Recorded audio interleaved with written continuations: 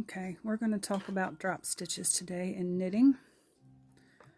Drop stitches are something that you can do in the pattern, but they are yarn overs in the row before.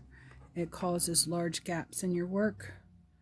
But yarn overs aren't normally intentional. We're going to do an intentional one today, and I'm going to show you what to do and what not to do when you have a drop stitch. I'm intentionally going to push this stitch off, and I'm going to show you what not to do when you push that stitch off. Women, you know what nylons used to do when you get a little pull or a little runner in them. If you pull this, it's going to run, and it's going to keep on running the more you pull it, okay?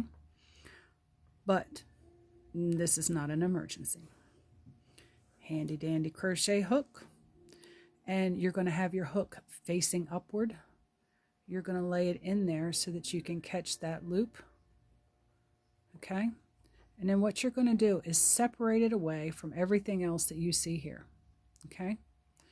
Very easy fix on the knit side, because all you're going to do is take each one of these bars, we call these bars in knitting, where your stitches go from this side to this side, and you're going to pull them down through this crochet hook by inserting your hook thusly and pulling it down through the other stitch.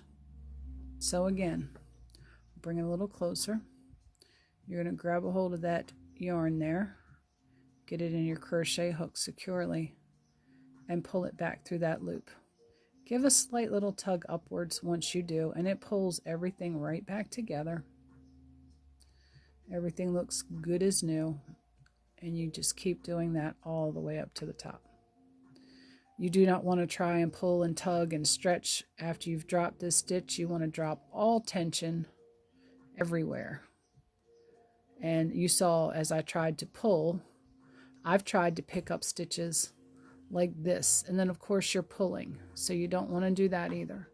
Just let go of everything, lay it down, grab a crochet hook, identify where the drop stitch is, work the crochet hook back up through it, back up to the top. I always, and I think we got this one turned around. Let me check and see here.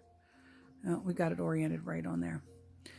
I always do this on the knit side because it's easier. If you drop the stitch on the purl side and it runs down, flip it over to the knit side, put your hook in, catch the stitch, and then recrochet every bar individually through the loops as you go back up top. Put it back on, and you can finish up your row. Okay? Hopefully that was helpful. If anyone needs any more tips or tricks on how to fix little uh-ohs, or you know there's an uh-oh but you don't know how to fix it or where to find the uh-oh because it just doesn't look right, snap me a picture, do a video, tag me in it, send it to my Facebook Messenger, just the picture. If you have an aversion to doing videos or you just don't want to do a video, we won't make you. But you can see that one that I pulled up there.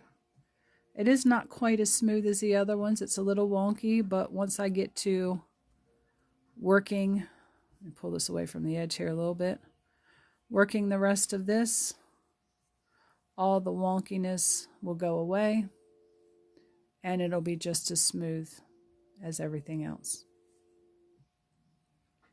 I hope this helps you today.